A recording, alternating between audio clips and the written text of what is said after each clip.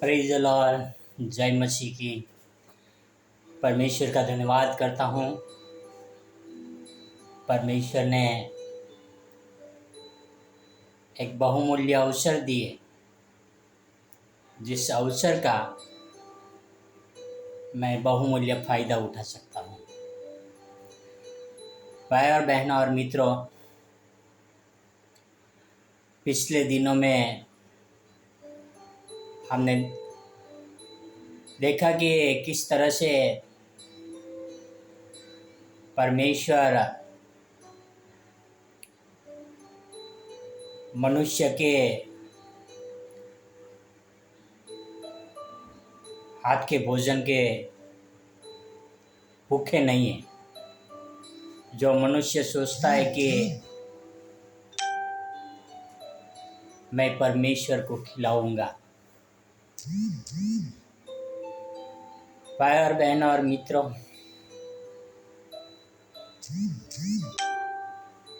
हमारे पास बहुत सारे सवाल होते हैं, जिस सवालों का जवाब कई बार हमें मिलना मुश्किल हो जाता है,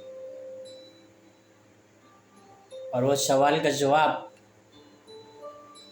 हमारे पास ही होता है। उस सवाल का जवाब पवित्र शास्त्र बाइबल में ही होता है। पर क्या करते हैं कि हम बाइबल पढ़ते नहीं हैं और हमारे सवालों का जवाब मिलता नहीं है। आज हम बात करने वाले हैं शैतान की उत्पत्ति।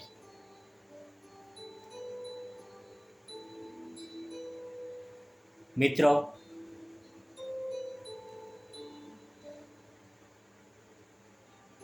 हमारे बीच में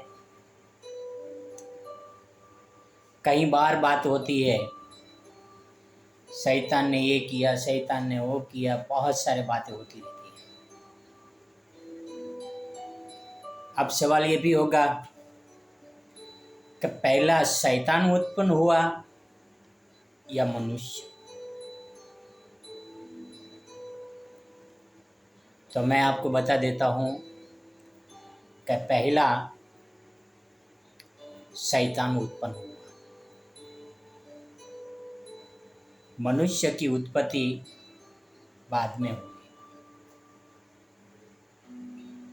शैतान कौन था, उसके बारे में आज हम बात करने वाले हैं पवित्र शास्त्र बाइबल से। हम दूसरा पत्रस अध्याय 2 वचन 4 में पढ़ेंगे। 2 पीटर चैप्टर 2 वर्स 4। यहाँ पे लिखा है, क्योंकि जब परमेश्वर ने उन दूतों को जिन्होंने पाप किया नहीं छोड़ा, पर नरक में भेजकर अंधेरे कुंडों में डाल दिया, ताकि न्याय के दिन तक बंदी रहे।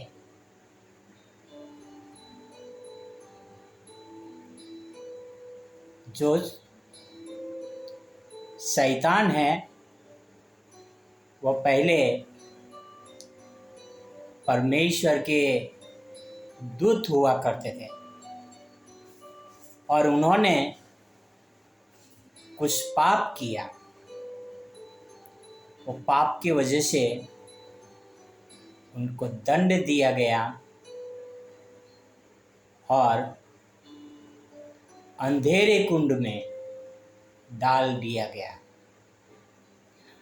अभी अंधेरा कुंड क्या है और नरक क्या है, वह भी हमारे अंदर एक सवाल उठता है। और उस दूत को डाला था तो कहाँ पर डाला था, वो भी हमारे अंदर सवाल उठता है। तो वो सवाल का जवाब भी पवित्र शास्त्र बाइबल ही देता है। उत्पत्ति 1:2, जेनेसिस 1:2, पृथ्वी बेडौल और सुनसान पड़ी थी और गहरे जल के ऊपर अंधियारा था तथा परमेश्वर का आत्मा जल के ऊपर मंडराता था। क्या था यहाँ पे? पृथ्वी सुनसान थी, बेडौल थी, अंधेरा था, और क्या बोल रही है आगे? परमेश्वर का आत्मा जल के ऊपर मंडरा रहा था। यानी जब उस शैतान को, यानी परमेश्वर के उस दूत को जब गिराया गया था, उसको पृथ्वी के ऊपर गिराया गया था और उस समय पृथ्वी सुनसान और बेडौल और अंधेरों से भरी हुई थी। उसके बारे में हम पढ़ेंगे पवित्र शास्त्र में, जो बाइबल का आखिरी अध्याय है, आखिरी किताब है, प्रकाशित वाक्य 12:7 से लेके 9 तक। रेवलेशन 12:7-9। यहाँ पे लिखा है, फिर स्वर्ग पर लड़ाई हुई। मिकाएल और उसके दूत अजगर से लड़ने को निकले और अजगर और उसके दूत उससे लड़े, परंतु प्रबल न हुए और स्वर्ग में उनके लिए फिर जगह नहीं मिली। और वह बड़ा अजगर अर्थात वही पुराना सांप जो शैतान कहलाता है और सारे संसार का भरमाने वाला है, पृथ्वी पर गिरा दिया गया और उसके दूत उसके साथ गिरा दिए गए। यहाँ पे क्या लिखा है? उस अजगर को जो शैतान कहलाता है, उसने स्वर्ग में लड़ाई शुरू किया।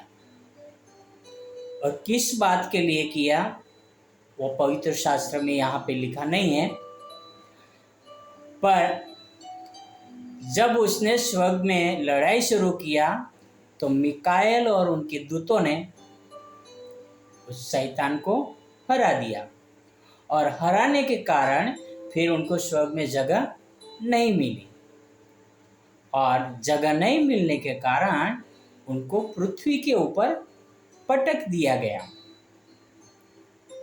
अकेले को नहीं, उनकी सारी सेना को,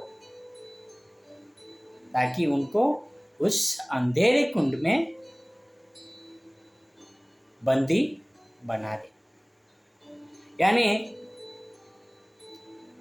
मनुष्य के पहले ही शैतान की उत्पत्ति हुई। शैतान पहले परमेश्वर का दूत हुआ करता था, पर उनके पाप के वजह से स्वर्ग में लड़ाई हुई और उस शैतान पर स्वर्गदूत दूसरे जो मिकाएल थे और उनकी सेना थी हावी हुई और उस शैतान को पृथ्वी के ऊपर गिरा दिया गया। तब पृथ्वी सुनसान और बेडौल और अंधेरों से भरपूर थी। जैसे हमारे भाई पतरस ने लिखा है, क्योंकि जब परमेश्वर ने उन दूतों को जिन्होंने पाप किया नहीं छोड़ा, पर नरक में भेजकर अंधेरे कुंड में डाल दिया ताकि न्याय के दिन तक बंदी रहे। उस समय पृथ्वी अंधेरी थी। कुंड यानी जो पानी से भरा हुआ था, पृथ्वी के ऊपर पूरा पानी भरा हुआ था उस समय। और उस समय शैतान उनकी सेना के साथ में डाल दिया गया। और शैतान का काम क्या है? यहाँ पे लिखा है वचन 9 में, प्रकाशित वाक्य 12 वचन 9 में लिखा है, और वह बड़ा अजगर अर्थात बड़ी वही पुराना चाप जो शैतान कहलाता है और सारे संसार का भरमाने वाला है, पृथ्वी पर गिरा दिया गया और उसके दूत उसके साथ गिरा दिए गए। यानी शैतान पूरा दूतों के साथ पृथ्वी पर है।